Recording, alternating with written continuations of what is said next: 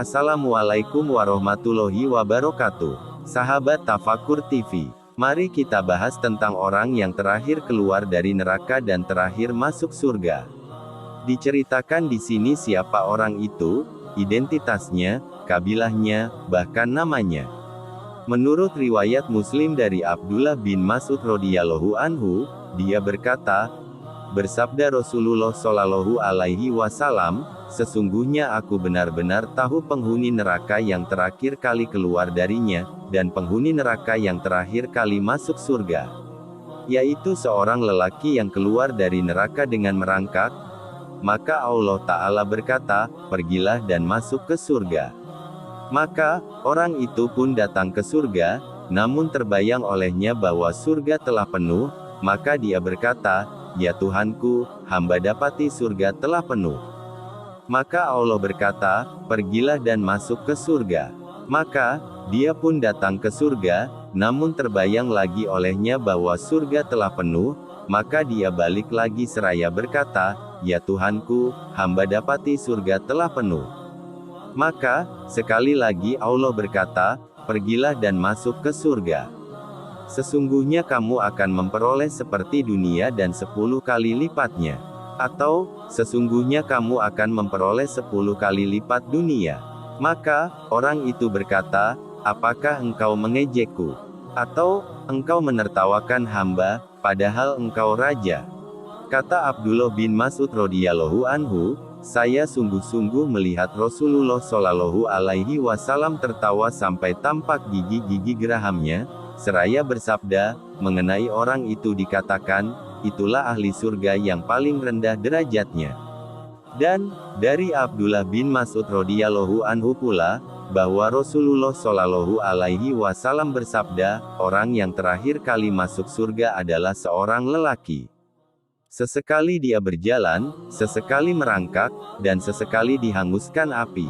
Ketika dia selamat melewati api itu, dia menengok kepadanya, maka dia berkata, Maha suci Allah yang telah menyelamatkan aku darimu. Sungguh, Allah telah memberiku sesuatu yang tidak pernah dia berikan kepada orang-orang terdahulu maupun terakhir. Tiba-tiba nampaklah di hadapan orang itu sebatang pohon, maka dia berkata, ya Tuhanku, dekatkan hamba kepada pohon itu, hamba ingin sekali berteduh di bawah naungannya dan meminum airnya. Maka Allah berkata, hai anak Adam, barangkali jika aku memberikan pohon itu kepadamu, maka kamu akan meminta yang lain. Tidak, ya Tuhanku, jawab orang itu. Dia berjanji kepada Allah tidak akan meminta selain pohon itu, dan Tuhannya pun menerima permintaannya, karena dia melihat orang itu tidak punya kesabaran lagi menahan keinginannya. Allah mendekatkan pohon itu kepadanya. Maka orang itu pun berteduh di bawah naungannya dan meminum dari airnya. Kemudian, nampak di hadapannya sebatang pohon lainnya yang lebih indah lagi dari yang pertama. Orang itu berkata, ya Tuhanku, dekatkan hamba kepada pohon itu, agar hamba bisa meminum airnya dan berteduh di bawah naungannya. Hamba tidak akan meminta kepadamu selain itu. Allah berkata, hai anak Adam, barangkali jika aku mendekatkan kamu kepada pohon itu, kamu akan meminta kepadaku yang lainnya. Orang itu berjanji kepada Allah tidak akan meminta yang lain.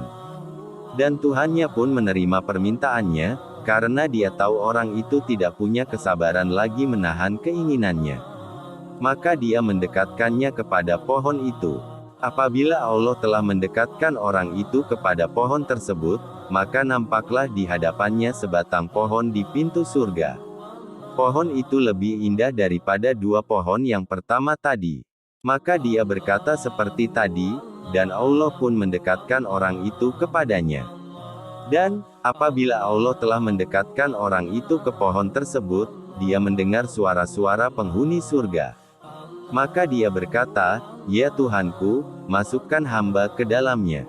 Allah berkata, hai anak Adam, apa kiranya yang membuatku senang kepadamu? Sukakah kamu bila aku memberimu dunia, ditambah yang sepertinya? Ya Tuhanku, kata orang itu, apakah engkau mengolok-olokkan aku, padahal engkau Tuhan semesta alam? Sampai di sini, Ibnu Mas'ud tertawa, lalu berkata, "Tidakkah kamu sekalian bertanya mengapa aku tertawa?" Orang-orang bertanya, "Mengapa Anda tertawa?" Dia berkata, "Demikianlah, Rasulullah Shallallahu Alaihi Wasallam dulu juga tertawa." Maka, para sahabat bertanya, "Mengapa Anda tertawa, ya Rasulullah?" Maka jawab beliau, "Karena Tuhan semesta alam pun tertawa," lalu berkata, "Aku tidak mengolok-olokkan kamu, tetapi aku maha kuasa atas apapun yang aku kehendaki." Ibnu Umar radhiyallahu anhuma berkata, dari Nabi Shallallahu Alaihi Wasallam, orang yang terakhir kali masuk surga adalah seorang lelaki dari Juhainah, namanya Juhainah. Para penghuni surga berkata, pada Juhainah ada berita meyakinkan. Hadis riwayat Al-Mayanisi Abu Hafiz Umar bin Abdul Majid Al-Qurashi dalam kitab Al-Ikhtiyar lahu fi Al-Milah min Al-Ahbar wa Al-Atsar. Hadits yang serupa diriwayatkan pula oleh Abu Bakar Ahmad bin Ali bin Sabit Al-Khotib, dari Abdul Malik bin Al-Hakam, dia berkata, telah menceritakan kepada kami, Malik bin Anas, dari Nafi, dari Ibnu Umar radhiyallahu anhuma, dia berkata, bersabda Rasulullah Shallallahu Alaihi Wasallam, sesungguhnya orang yang terakhir kali masuk surga adalah seorang lelaki dari Juhainah. Maka, para penghuni surga berkata, pada Juhainah ada berita meyakinkan. Tanyakan kepadanya, apakah masih ada orang yang tertinggal. Hadits ini diriwayatkan pula oleh Ad-Daruqutni dalam kitab yang diriwayatkan oleh Malik, demikian kata As-Suhaili. Sementara ada pula yang mengatakan, bahwa nama orang itu Hanat. Wallahu a'lam. Allah Ta'ala mengejek. Sabda Rasul, apakah engkau mengolok-olokkan aku, adalah terjemahan dari, atas tahziubi. Dalam riwayat lain, atas harubi. Artinya sama, yaitu mengejek. Dan, mengenai maksud dari kata-kata ini, ada dua takwil. Pertama, bahwa perkataan ini keluar dari orang tersebut, saking gembiranya, sehingga meremehkan Allah. Jadi, seperti halnya orang yang keliru mengatakan, Ya Allah, engkau hambaku dan aku Tuhanmu, hadis riwayat Muslim. Kedua, maksudnya, apakah engkau hendak membalas kepadaku atas kelakukanku di dunia, di mana aku tidak banyak memperhatikan perbuatan-perbuatanku, bahkan tidak peduli dengannya.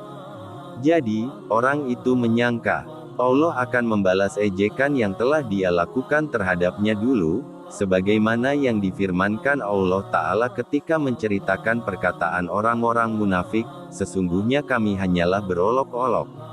Allah akan membalas olok-olok mereka. Al-Baqarah, ayat 14-15. Maksudnya, Allah akan menghukum dan membalas mereka atas olok-olok yang mereka lakukan. Memang, al-istiza, menurut bahasa, bisa juga berarti menghukum. Hal yang serupa nampak pada firman Allah Ta'ala berikut ini, orang-orang kafir itu membuat tipu daya, dan Allah membalas tipu daya mereka. Ali Imran, ayat 54, dan masih banyak lagi contoh lainnya. Nanti akan kita terangkan lebih lanjut tentang arti istiza, dan tertawa dari Allah Subhanahu wa Ta'ala. Terima kasih telah menonton video ini. Semoga Allah Subhanahu wa Ta'ala memberikan keberkahan atas waktu yang kita jalani.